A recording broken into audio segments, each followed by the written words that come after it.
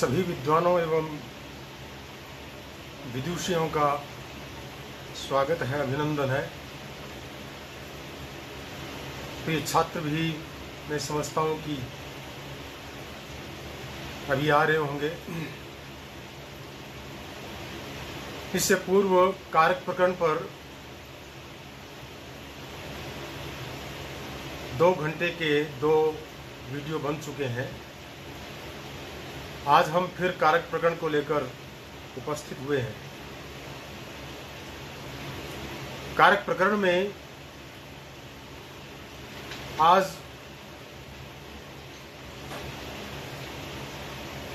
दो तीन सूत्रों पर हम विशेष रूप से चर्चा करेंगे।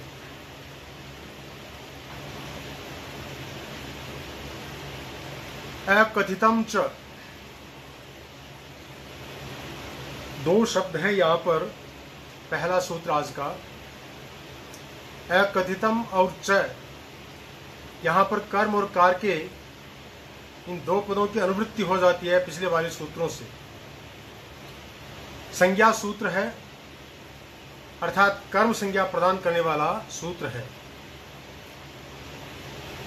वृत्ति स्पष्ट कर रही है कि अपादानादि विशेषी अविवक्षितम कारकम कर्म संज्ञम स्यात्,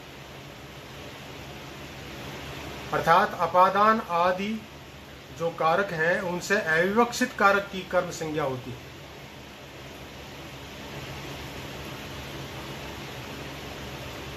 कर्ण, संप्रदान, अपादान और अधिकरण ये कारक हैं जिनकी अविवक्षा होने पर वक्ता जब उसको बोलना नहीं चाहिए, उनका प्रयोग नहीं करना चाहिए, वे अविवक्षित हो तो अपादान आदि से अविवक्षित जो भी कारक होता है उसकी कर्म संज्ञा हो जाती है।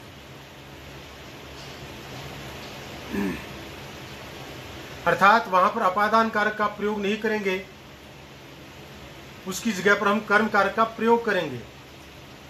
पिछले वर्षों कई बार इस प्रकार के प्रश्न पत्र आते हैं जिनमें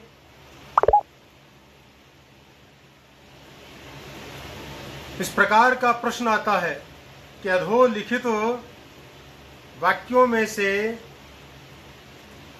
अशुद्धियों को निकालकर और वाक्यों को शुद्ध कीजिए। मुझे बड़ा आश्चर्य होता है कि यूनिवर्सिटी में जो प्रश्न पत्र बनाने वाले हैं इस प्रकार के प्रश्न पत्र बनाते हैं जहां पर गोह दोग्धि पयः देकर के और उसको शुद्ध करने का ऊपर लिखा गया हो, या भले ही याचते वसुधाम लिखा हुआ हो और उसके ऊपर निर्देश मिले कि इस वाक्य को शुद्ध करके लिखिए। वाक्य वह अशुद्ध नहीं है, जो वक्ता है उस कारक का प्रयोग नहीं करना चाहता, अपादान संप्रदान आदि कारक का प्रयोग नहीं करना चाहता, उसकी अविवक्षा में फिर वहां कर्म कारक की प्राप्ति होती है, कर्म संज्ञा की प्राप्ति होती है। लेकिन वह भी तब जब वहां पर कोई द्विकर्मक द्वियाज पचदंड आदि जो धातुएं हैं, इन धातुओं में से कोई धातु हो, तभी वास्तव में वहां पर उस वाक्य में कर्ण, संप्रदान, अपादान आदि कारकों के स्थान पर कर्म कारक की प्राप्ति होती है। और पूर्व में जो कर्म कारक होता है वह तो रहता ही है, वह तो प्रधान कर्म का कर्म होता है। लेकिन अपादान, संप्रदान आदि के स्थान पर जिस कर्म की सूत्र के द्वारा कर्म की प्राप्ति होगी वह कर्म कारक गौण कर्म होगा, अप्रधान कर्म होगा, अमुख्य कर्म होगा। इस प्रकार से हमें थोड़ा समझ लेना चाहिए।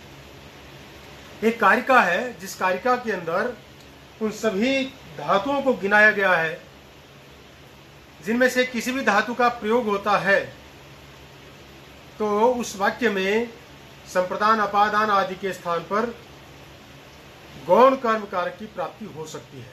वह कारिका है द्वियाच पचदंड रुधि प्रच्छी चिब्रू शासुजि मथ मुषाम कर्मयुग स्याद कथितम तथा शान्हि कृष्वहाम, अर्थात दुह, याच, पच, दंड, रुध, प्रच्छ, ची, भ्रू, शास, जी, मथ तथा मुष, ये 12 धातुएं तथा नी, री, कृष और वह, ये 4 धातुएं कुल मिलाकर की ये जो 16 धातुएं हैं, इन 16 धातुओं के कर्म के साथ जिसका संबंध होता है वही एक कथित होता है।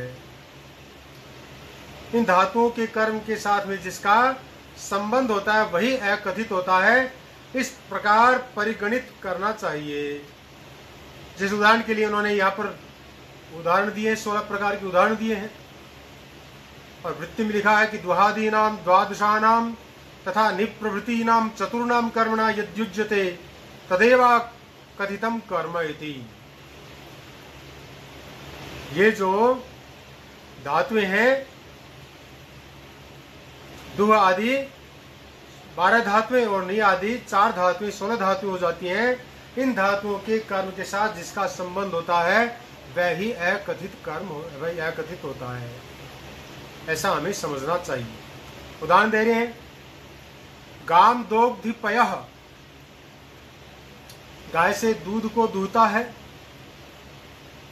वास्तव में जो मूल वाक्य था वह तो था गोहपयः दोग्धि, गाय से दूध को दूहता है, लेकिन यहां पर गाम पयः दोग्धि, यहां चूंकि दो धातु का प्रयोग हुआ है वाक्य में, इस दो धातु के कारण से वाक्य में जो अपादान कारक है उसके स्थान पर कर्म कारक की प्राप्ति हो जाती है अकथितम च सूत्र के द्वारा। और जो ही कर्म कारक की प्राप्ति होती है, कर्मण द्वितीय से उसको द्वितीय विभक्ति की प्राप्ति हो जाती है। इसलिए गोह की जगह गाम ऐसा हो जाता है, तो गाम दोग्धिपयः इस प्रकार से वाक्य बन जाता है। दूसरा वाक्य बलिम याचते वसुधाम,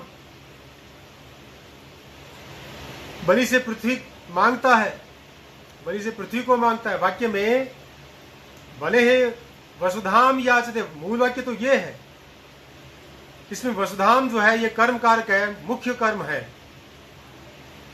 और जो बले है की जगह बलिम बना, अर्थात अपादान कारक के स्थान पर जो कर्म कारक बना है वह अकथितम च सूत्र के द्वारा गौण कर्म की प्राप्ति होकर के हमारे सामने उपस्थित हुआ है, ऐसा हमें समझना चाहिए। तो बले है की जगह बलिम हो गया, बलि से पृथ्वी को मांगता है। अपादान के अर्थ में बलिम में यहां पर द्वितीया की प्राप्ति हो गई। इसी प्रकार फिर उदाहरण दिया, अविनीतम विनयम याचते, अविनीत से अशिष्ट से विनय की प्रार्थना करता है। यहां भी अपादान कारक है, तो अपादान कारक में जो अपादान कारक के अर्थ में यहां पर अकथितम च सूत्र के द्वारा द्वितीय विभक्ति की प्राप्ति हो गई है, क्योंकि इस वाक्य में याच धातु का प्रयोग किया गया है। इसी प्रकार से अगला जो वाक्य है पस धातु का, तंडुलान ओदनम पचति। मूल वाक्य में जो था कर्ण अर्थ में था, तंडुल ही ओदनम पचति, चावलों से भात पकाता है। लेकिन यहां पर जो वक्ता है उसकी अविवक्षा है, उसके कारण से यहां पर जो कर्ण कारक है उसके स्थान पर, उसके अर्थ में ही यहां पर अकथितम च सूत्र के द्वारा कर्म कारक की प्राप्ति हो गई। तो कर्ण के अर्थ में यहां पर तंडुलम ऐसा बन जाएगा। तंडुल शब्द पुल्लिंग का है, इसलिए तंडुलः तंडुलौ तंडुलः तंडुलम तंडुलौ तंडुलान, इस प्रकार से बहुवचन में तंडुलान बनेगा। तो तंडुलान ओदनम पचति, चावलों से भात पकाता है। फिर दंड धातु है, उसके उदाहरण को देते हुए लिखते हैं, गर्गान शतम दंडयति, जो गर्ग है उन पर 100 रुपए दंड लगाता है, 100 रुपए से उनको दंडित करता है। तो यहां भी अपादान की विवक्षा में जो गर्ग है उसको कर्म कारक की प्राप्ति हो गई है। अर्थात जो गर्गेभ्य है शतम दंडयति था, उसके स्थान पर क्या हो गया, गर्गान शतम दंडय, ऐसा बन गया। इसी प्रकार से रुच धातु है, उसका भी अगर वाक्य में प्रयोग होता है, रुद्ध धातु, उसका अगर वाक्य में प्रयोग होता है तो वहां भी जो संप्रदान अपादान आदि कारक है उसके स्थान पर गौण कर्म कारक की प्राप्ति हो जाएगी। जैसे उदाहरण के लिए व्रजम अवरुणद्धि गाम, गाय को बाड़े में रोकता है। ब्रज राजस्थान में इसका अर्थ बाड़ा होता है, गांव में बोलते हैं बाड़ा, दूसरे स्थानों पर भी बोलते होंगे। तो व्रजम अवरुणद्धि गाम, मूल वाक्य तो था व्रजे गाम अवरुणद्धि, बाड़े में गाय को रोकता है। और रुणद्धि भी क्या है, राजस्थान में भी इसका प्रयोग होता है, रूदता है। गांव में तो अभी तो इन दिनों में तो कम देखा जाता होगा, पहले तो गांव में गायें जब गोबर करती थी तो दूर से ही वो उसको रूद लेती थी गोबर को। तो अवरुणद्धि रोकता है, तो रुद्ध धातु का इस वाक्य में प्रयोग होने के कारण से जो अधिकरण कारक था उसके अर्थ में यहाँ पर कर्म कारक की अकथितम च सूत्र के द्वारा प्राप्ति हो गई और व्रजे के स्थान पर व्रजम ऐसा बन गया। इसी प्रकार से प्रच्छ धातु का भी वाक्य में अगर प्रयोग होता है तो भी वहां पर दूसरे कारक के स्थान पर कर्म कारक की प्राप्ति हो जाएगी। जैसे मानवकम पंथानम पृच्छति, बालक से मार्ग पूछता है, मानवक का मतलब बालक। तो मानवकात पंथानम पृच्छति ऐसा था, पंचमी विभक्ति थी अपादान कारक के कारण से, लेकिन अपादान की अविवक्षा में यहाँ पर जो मानवक है उसको गौण कर्म कारक किया कथितम च सूत्र के द्वारा प्राप्ति होकर के और मानवकम ऐसा बन गया है। इसी प्रकार से ची धातु का वाक्य में प्रयोग होता है तो भी वहां पर गौण कर्म की प्राप्ति हो जाएगी। जैसे वृक्षम अवचिनोति फलानि, पेड़ से फल को चुनता है। वृक्षात फलानि अवचिनोति, वृक्ष से फलों को चुनता है। इस वाक्य में जो वृक्ष है वह अपादान कारक है, लेकिन अपादान की अविवक्षा में यहाँ पर अकथितम च सूत्र के द्वारा वाक्य में ची धातु का प्रयोग होने के कारण से उसको गौण कर्म की प्राप्ति हो गई और वृक्षम ऐसा बन गया। वृक्षम अवचिनोति फलानि, वृक्षात अवचिनोति फलानि के स्थान पर ऐसा बन गया है। इसी प्रकार से ब्रू धातु का अगर वाक्य में प्रयोग होता है तो भी ऐसा ही होगा। जैसे मानवकम धर्मम ब्रूते, जो बालक है उसको धर्म की शिक्षा देता है। मानवकाय धर्मम ब्रूते, यहां पर संप्रदान कारक था, संप्रदान कारक की अविवक्षा में है कथितम च सूत्र के द्वारा यहाँ पर अप्रधान कर्म यानी गौण कर्म की प्राप्ति हो गई और उसके कारण से क्या हुआ, मानवकम ऐसा बन गया। तो मानवकम धर्मम ब्रूते, धर्मम तो यहाँ पर प्रधान कर्म है और मानवकम अप्रधान यानी गौण कर्म है। इसी प्रकार शास धातु का प्रयोग होने पर मानवकम धर्मम शास्ति, इसी का उदाहरण दिया है। तो यहां पर भी मानवकाय धर्मम शास्ति ऐसा ही था, लेकिन संप्रदान की अविवक्षा में यहां भी गौण कर्मकार की प्राप्ति हो गई और बन गया मानवकम धर्मम शास्ति, ऐसा बन गया। इसी प्रकार से जी धातु का वाक्य में प्रयोग हो तो भी वहां पर दूसरे कारक के स्थान पर कर्म गौण कर्मकार की प्राप्ति हो जाती है। जैसे शतम जयति देवदत्तम, देवदत्त से 100 रुपये जीतता है। देवदत्त में अपादान कारक है, देवदत्तात शतम जयति, लेकिन अपादान कारक में अविवक्षा होने के कारण से यहाँ पर अकथितम च सूत्र के द्वारा उसको गौण कर्मकार की प्राप्ति होकर के शतेन, यहाँ जो शतम जयति देवदत्तम, तो जो देवदत्त है उसको गौण कर्मकार की प्राप्ति होकर के देवदत्तम ऐसा बन गया है। अर्थात अपादान की अविवक्षा में देवदत्तम ऐसा बन गया है। इसी प्रकार से मथ धातु का भी अगर वाक्य में प्रयोग होता है, जैसे उदाहरण के लिए सुधाम क्षीर निधिम मथनाति, समुद्र से अमृत का मंथन करता है या अमृत मथता है। तो यहाँ भी अपादान की अविवक्षा में क्षीर निधिम जो शब्द है उसमें गौण कर्म कारक की प्राप्ति हो गई। सुधाम तो मुख्य कर्म है और क्षीर निधिम ये यहाँ पर गौण कर्म हो गया। क्षीर निधे है सुधाम मथनाथ ऐसा था, लेकिन यहाँ पर क्षीर निधिम सुधाम मथनाथ ऐसा वाक्य बन गया है। तो क्षीर निधिम में यहाँ पर गौण कर्म कारक की प्राप्ति हुई। मुझ धातु का भी प्रयोग हो जिसका अर्थ चुराना होता है तब भी ऐसा ही होगा। देवदत्तम शतम मुष्णाति, देवदत्त के 100 रुपये चुराता है। तो यहाँ पर भी अपादान की अविवक्षा में देवदत्त जो है उसको गौण कर्म कारक की प्राप्ति हो गई। देवदत्तात शतम मुष्णाति, देवदत्त से 100 रुपये चुराता है, तो यहाँ पर इसको गौण कर्म कारक की प्राप्ति होकर देवदत्तम ऐसा बन गया है। इसी प्रकार से नी धातु जिसका अर्थ होता है ले जाना,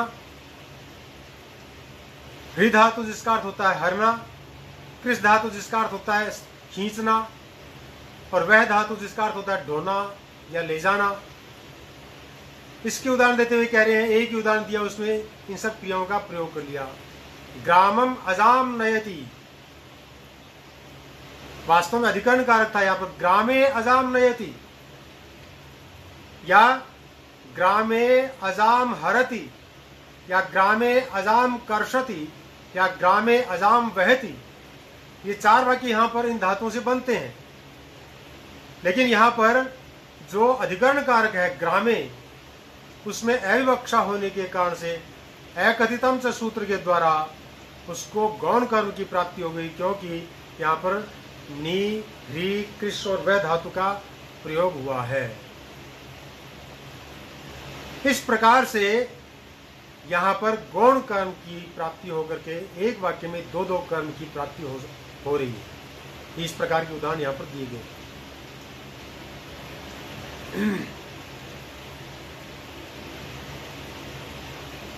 तो फिर आगे कह रहे हैं कि क्या फिर ये जो गौण कर्म है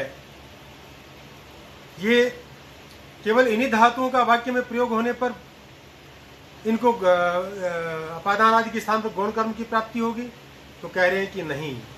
अर्थ निबंधने यम संज्ञा, प्रकृत सूत्र से होने वाली जो कर्म संज्ञा है, इस संज्ञा सूत्र में जिन धातुओं का उल्लेख किया गया है उन धातुओं के अर्थ पर आधारित है। अर्थात इन धातुओं का प्रयोग होने पर या इन धातुओं के अर्थ को रखने वाली किसी भी धातु का अगर वाक्य में प्रयोग हुआ है तो भी वहां पर उस संप्रदान अपादान आदि के स्थान पर गौण कर्म कारक की प्राप्ति होती रहेगी। कैसे? तो फिर एक उदाहरण दिया है, जैसे पहले था बलिम याचते वसुधाम, उसके स्थान पर उन्होंने उदाहरण दिया है बलिम भिक्षते वसुधाम। वास्तव में पहले याच धातु थी जिसका अर्थ होता है मांगना, क्योंकि जो कारिका उसमें द्वियाच, दूसरी धातु उसमें याच धातु का परिगणन किया गया है, लेकिन उसी के अर्थ को रखने वाली भिक्ष धातु भी है। तो इस वाक्य में भिक्ष धातु का प्रयोग होने के कारण से भी चूंकि वह याच धातु की समानार्थक है, इसलिए उसके योग में भी यहाँ पर अपादान के स्थान पर गौण कर्म कारक की प्राप्ति होगी। अर्थात अपादान की अविवक्षा में जो बलिम है वहां पर गौण कर्म की प्राप्ति हो गई है। बले है वसुधाम भिक्षते, अब हो गया बलिम वसुधाम भिक्षते। इसी प्रकार से जो ब्रू धातु है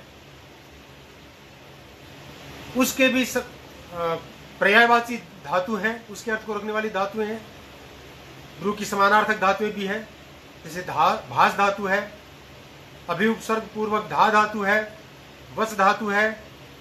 अगर इन धातुओं का भी प्रयोग होता है तो भी वहां पर अन्य कारक के स्थान पर गौण कर्म कारक यानी इस सूत्र के द्वारा उसको प्राप्त हो जाएगा। उदाहरण के लिए तो कहा कि माणवकम धर्मम भाषते, पहले माणवकम धर्मम ब्रूते था, अब भाषते का प्रयोग किया है।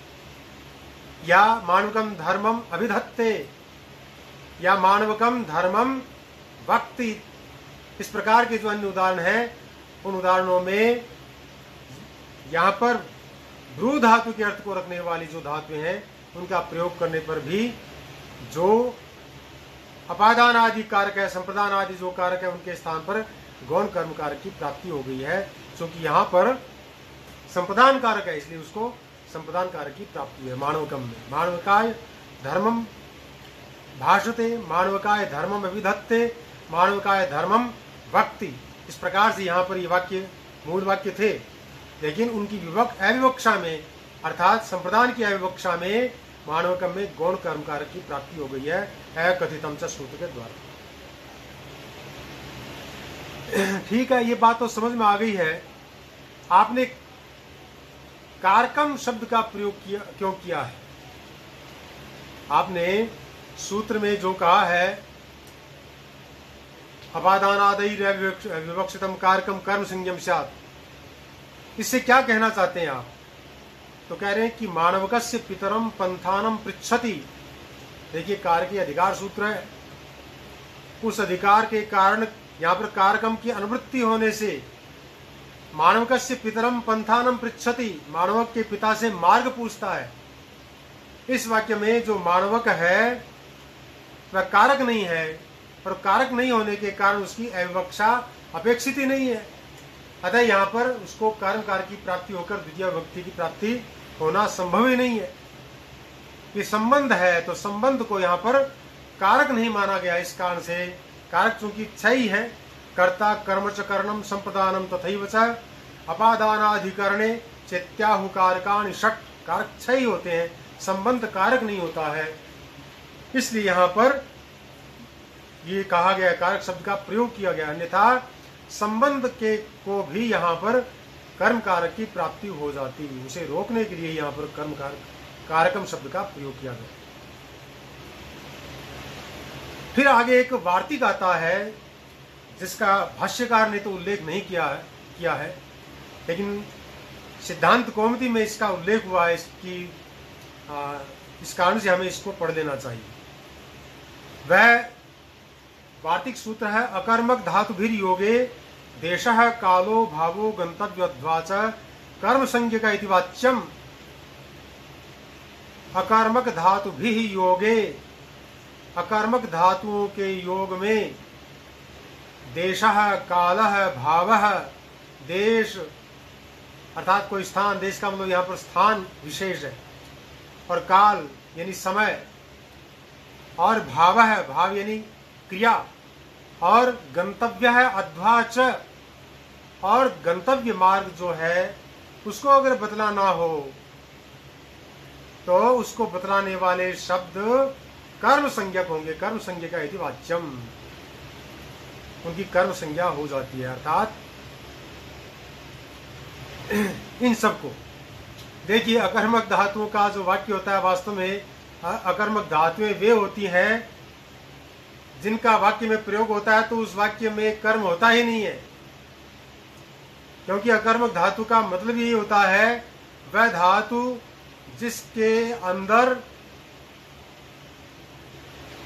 क्रिया का फल और क्रिया का व्यापार दोनों रहते हैं। ऐसी जो धातुएं होती हैं उनको अकर्मक धातुएं कहते हैं।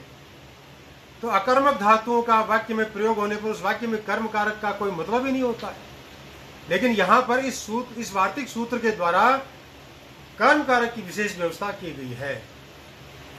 अर्थात अकर्मक धातु का वाक्य में अगर प्रयोग हो गया है तो उनका प्रयोग होने पर देश का वाचक शब्द होगा, समय का वाचक कोई शब्द होगा, भाव यानी क्रिया का वाचक कोई शब्द होगा, या गंतव्य मार्ग को बताने वाला कोई शब्द होगा, तो वे सब के सब कर्म संज्ञक होंगे, उनकी कर्म संज्ञा हो जाएगी। अब इनको उदाहरण के द्वारा समझाया जा रहा है। पहले देशवाची जो शब्द है उनका प्रयोग किया जा रहा है। देश और देशवाची जो शब्द होते हैं वो हमेशा ध्यान रखें, उनका हमेशा बहुवचन में ही प्रयोग होता है। तो उदाहरण देते हुए कह रहे हैं कि कुरुन स्वपिति, कुरु देश में सोता है। कुरु एक देश है, अनेक ग्रामों का समूह है, देश है, उसमें सोता है। तो यहाँ पर जो सोना क्रिया है स्वपिति, जो स्व धातु है, वास्तव में अकर्मक क्रिया है। उसके योग में यहाँ पर देशवाचक जो कुरु शब्द है वह कर्म संज्ञक हो गया। और अधिकरण की अविवक्षा में यहाँ पर पुरुषु की जगह क्या हो गया, कुरून ऐसा बन गया है। तो यह भी वास्तव में ऐसा ही हो, ऐसी आवश्यकता नहीं है, विकल्प है ये वास्तव में। पुरुषु स्वपीति भी सही है और कुरून स्वपीति भी सही है, क्योंकि उसी धातु के अंतर्गत ये जो वार्तिक सूत्र है ये चल रहा है। तो अधिकरण की अविवक्षा में ही ऐसा यहां पर समझना चाहिए। तो ये देशवाचक का एक उदाहरण दे दिया। इसी प्रकार से कालवाची जो शब्द है उनमें से उदाहरण लेते हुए कह रहे हैं कि मासम आस्ते, महीने भर ठहरता है या महीने भर रहता है। यहां पर आस्ते जो क्रिया है वह अकर्मक क्रिया है। इस अकर्मक क्रिया के योग में कालवाचक जो मास शब्द है, जो कि वास्तव में अधिकरण कारक था, उस अधिकरण कारक की अविवक्षा होने के कारण से इस वार्तिक सूत्र के द्वारा उसको कर्म कारक की प्राप्ति हो गई और कर्मण विद्या से उसको द्वितीय विभक्ति की प्राप्ति होकर के बन गया मासम। ऐसा मासम आस्ते। इसी प्रकार से भाववाची, भाव का मतलब क्रिया होता है, क्रिया के अर्थ को बताने वाला या क्रिया को कहने वाला। इसका उदाहरण दे रहे हैं कि गोदोहम आस्ते, गोदोहम आस्ते, गाय दूहने के समय रहता है। अर्थात जितने समय तक गाय को दूह रहे हैं उतने समय तक रहता है, उतने समय तक रहता है। वह एक कालखंड का वाचक है। ये क्रिया जो है ये कालखंड की वाचक है।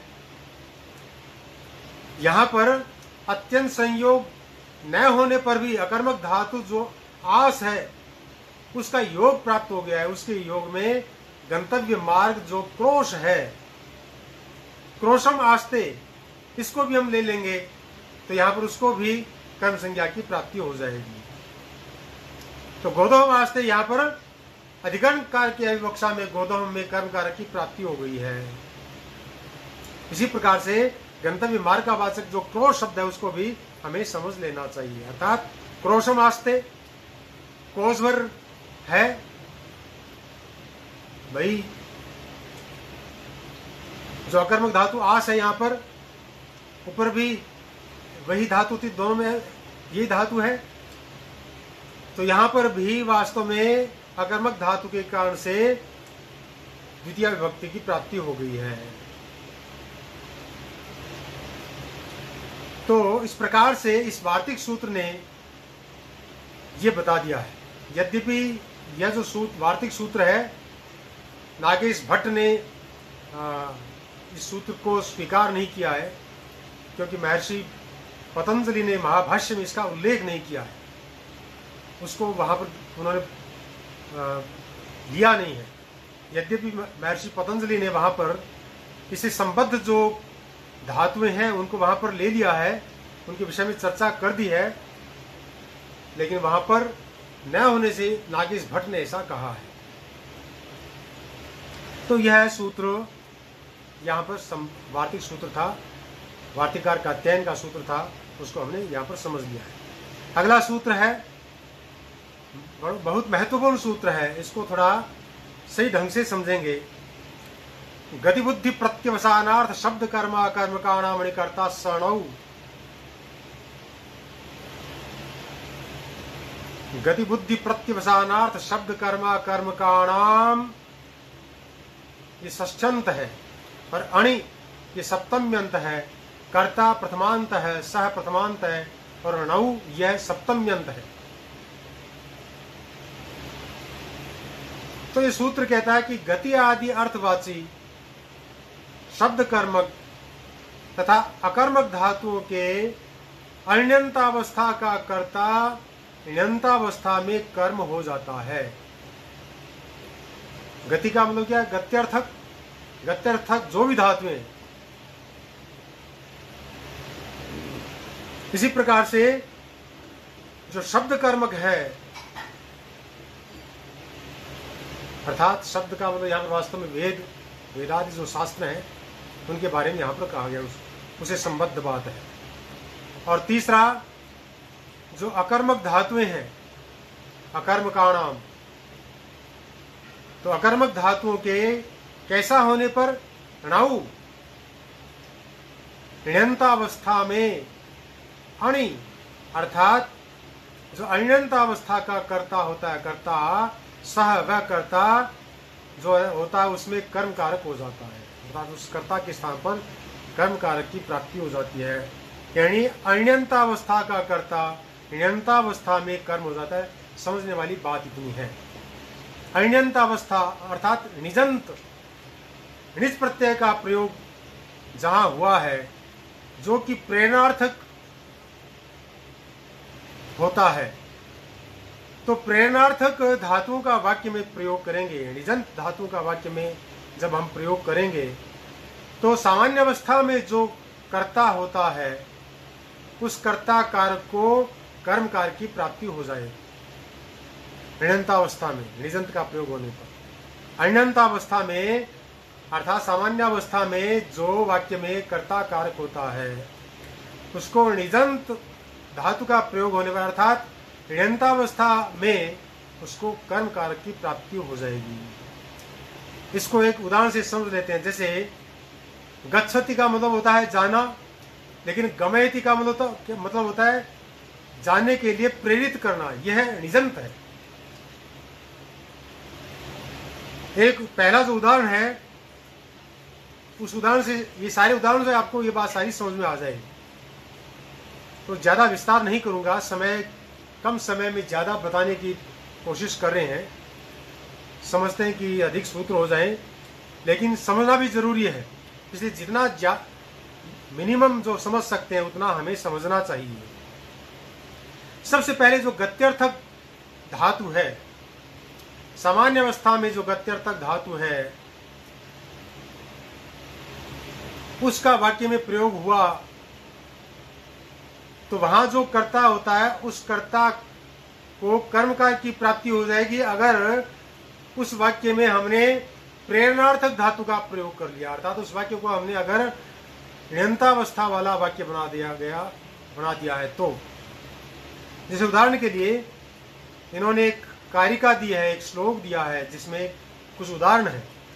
शत्रु न गमयत स्वर्गम वेदार्थम स्वान वेदयत आशयत चामृतम देवान वेद मध्यापयत विधिम आशयत सलिले पृथ्वीम स में श्री हरिर गति ही।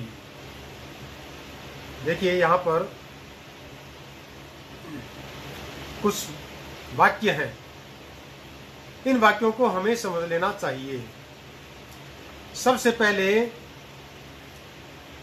वाक्य है गत्यर्थक का, जिसमें मूल वाक्य तो था शत्रवः स्वर्गम अगच्छन्। मूल वाक्य तो ये था, अर्थात सामान्य अवस्था वाला वाक्य था, अर्थात अण्यंता अवस्था वाला वाक्य था।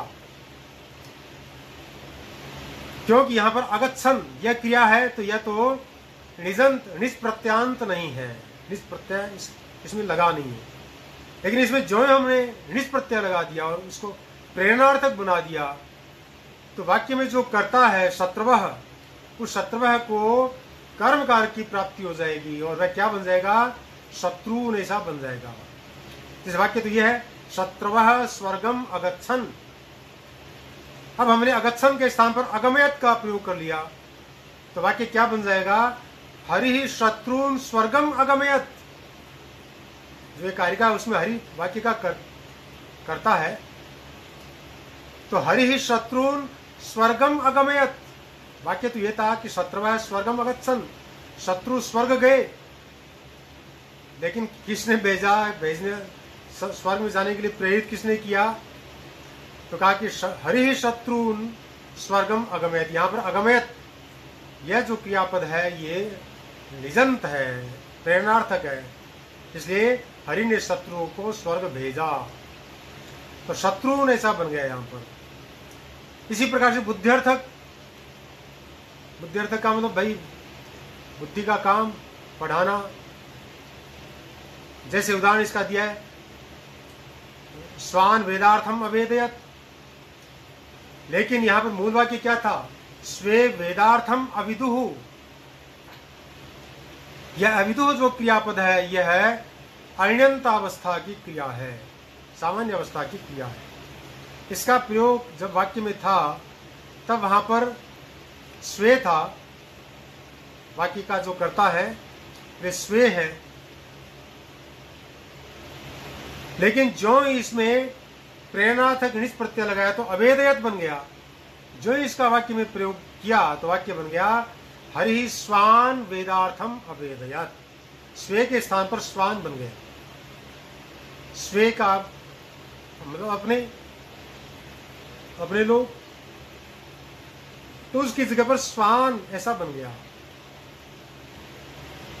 तो स्वे वेदार्थम अविदुः, स्वे श्वे न कह दें वरना अनर्थ हो जाएगा। तो स्वे वेदार्थम अविदुः हरि स्वान वेदार्थम अवेदयत, तो स्वे के स्थान पर स्वान हो गया। इसी प्रकार भक्षणार्थक जो है उस धातु का वाक्य में प्रयोग देवा अमृतम आसनन, वाक्य तो ये था, लेकिन आसनन के स्थान पर आशयत का प्रयोग कर लिया, निजंत का प्रयोग कर लिया हमने, तो वहां पर देवा के स्थान पर देवान ऐसा बन गया। हरि ही देवान अमृतम आशयत, हरि ने देवों को अमृत खिलाया, अमृत पिलाया। इसी प्रकार से शब्दार्थक जो धातु उसका वाक्य में प्रयोग किया सामान्य अवस्था में, वह वाक्य था विधि ही वेदम अध्ययित। अध्ययित यहां पर अण्यंतावस्था की क्रिया है।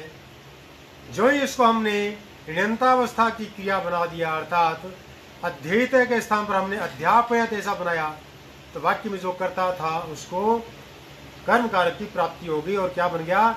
हरि ही विधिम वेदम अध्यापयत, यानी विधि ही के स्थान पर विधिम ऐसा बन गया। ब्रह्मा ने वेद पढ़ा, उसके स्थान पर क्या हो गया? हरि ने ब्रह्मा को वेद पढ़ाया, यानी पढ़ने के लिए प्रेरित किया। इसी प्रकार से अंतिम जो उदाहरण अकर्मक धातु का, उसका वास्तव में वाक्य में प्रयोग होता है, तो उस सामान्य अवस्था वाले वाक्य में जो करता है उसको भी ण्यंतावस्था में कर्म कारक की प्राप्ति हो जाएगी। कैसे? मूल वाक्य तो था पृथ्वी सलिले आस्त, पृथ्वी जल पर थी। आस्त यहाँ पर सामान्य अवस्था की क्रिया है, अण्यंतावस्था की क्रिया है। उसके स्थान पर आशयत, यह ण्यंतावस्था की क्रिया लग गई। इस कारण से यहाँ पर क्या हुआ? जो वाक्य है उसमें कर्ता के स्थान पर कर्म कारक की प्राप्ति हो गई। कर्ता कौन है? पृथ्वी है, उसके स्थान पर पृथ्वी में ऐसा बन गया। पहले पृथ्वी था, पृथ्वी सलिले आस्त, लेकिन अब क्या हो गया? हरि ही पृथ्वी सलिले आशयत, हरि ने पृथ्वी को जल पर रखा, जल पर स्थापित किया। तो ये एक कारिका थी जिसका अर्थ है जिस श्री हरि ने अर्थात भगवान विष्णु ने शत्रुओं को स्वर्ग भेजा, अपने लोगों को वेद का अर्थ बताया और देवों को अमृत खिलाया, ब्रह्मा को वेद पढ़ाया और पृथ्वी को जल पर रखा, वही हरि मेरे उद्धार करने वाले हैं। अर्थात मेरा उद्धार या मेरा कल्याण वे ही करेंगे। तो प्रेरणार्थक निज प्रत्यय होने के कारण उपयुक्त वाक्यों में प्रयोज्यकर्ता की कर्म संज्ञा होती है, किंतु वाक्य की मौलिक स्थिति में रहने वाला कर्म यथावत बना रहता है, वही मुख्य कर्म होता है।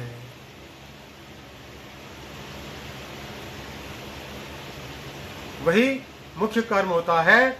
इस सूत्र में विधिमान जो प्रयोज्यकर्ता है उस प्रयोज्यकर्ता को कर्म संज्ञा की प्राप्ति होती है और उसे ही गौण कर्म कहा जाता है।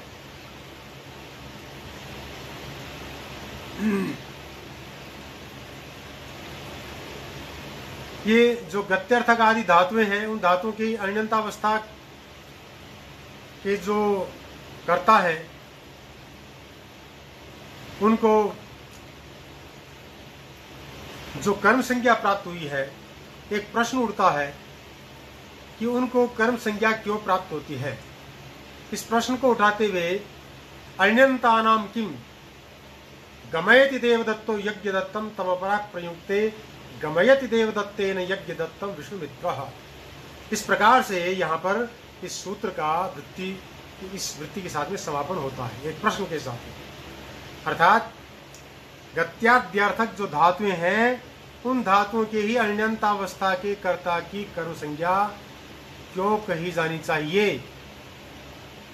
यह जो प्रतिबंध है, इस प्रतिबंध के अभाव में इनके अतिरिक्त जो धातुएं हैं, उन धातुओं के अण्यंत अवस्था के कर्ता को कर्म संज्ञा होने लगती, जिस कारण से ऐसा किया गया है। उसके न होने के लिए प्रतिबंध लगाया जाता है, और जिसके फलस्वरूप गत्यादि को छोड़कर अन्यत्र अनिजंत जो क्रिया है, उस क्रिया का जो करता है वह निजंत में अर्थात प्रेरणा में कर्ण कारक में ही रहता है। इसलिए इस नियम को गत्यादि अर्थ तक ही सीमित कर दिया गया है। तदनुसार देवदत्ता है ओदनम पचति, ये वाक्य है। देवदत्ता ओदनम पचति, देवदत्त भात पकाता है, ये अण्यंतावस्था का वाक्य है। इस वाक्य को प्रेरणार्थक वाक्य में जब परिवर्तित करेंगे तो उसके परिवर्तित करने पर जो उसका कर्ता है उसको कर्म संज्ञा नहीं होगी।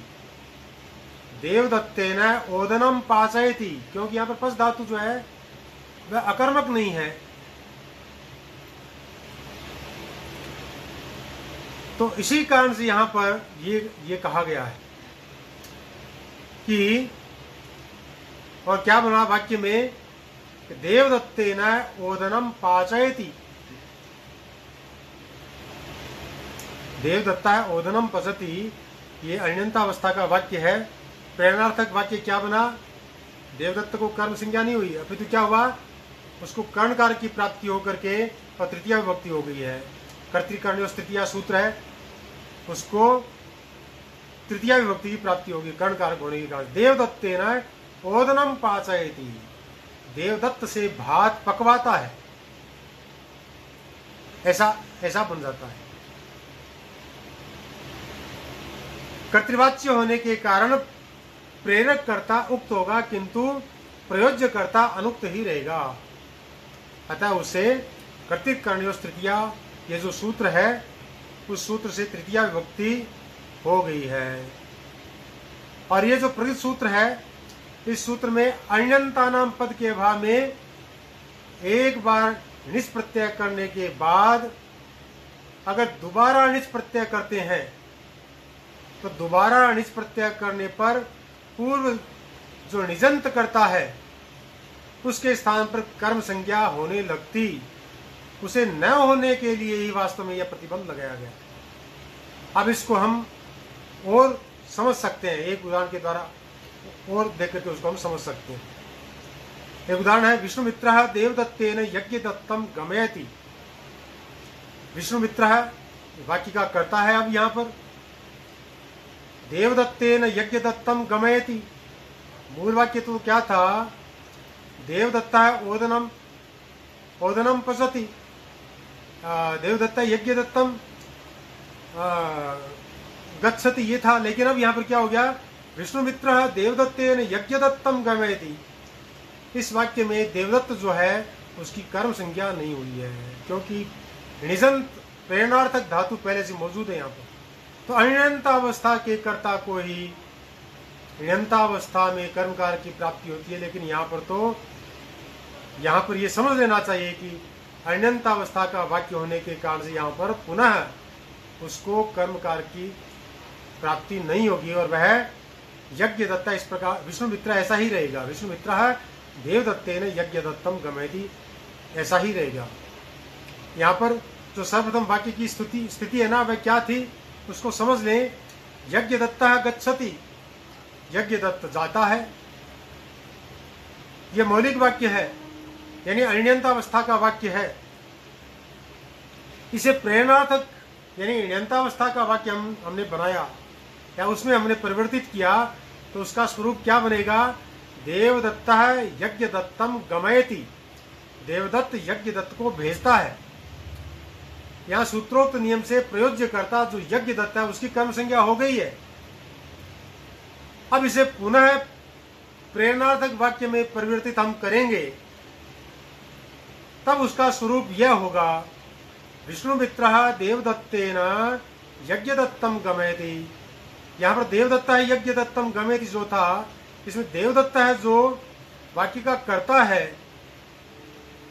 इस वाक्य में चूंकि निजंत गमयति धातु का प्रयोग है, नियंतावस्था का वाक्य है, इसलिए इस कर्ता कारक को कर्म कारक की प्राप्ति नहीं होगी, अपितु इसको कर्तृकरणीय तृतीया सूत्र के द्वारा कर्ण कारक के अर्थ में तृतीया विभक्ति की प्राप्ति ही होगी। इसलिए वाक्य क्या बनेगा, विष्णुमित्रः देवदत्तेन यज्ञदत्तम गमयति। विष्णुमित्र देवदत्त से यज्ञदत्त को भिजवाता है, ऐसा वाक्य बनेगा। अब इस अवस्था का जो प्रयोज्य कर्ता देवदत्त है, उसकी कर्म संज्ञा नहीं हुई है, ऐसा समझ लेना चाहिए, क्योंकि वह ण्यंतावस्था का कर्ता है, अण्यंतावस्था का कर्ता नहीं है।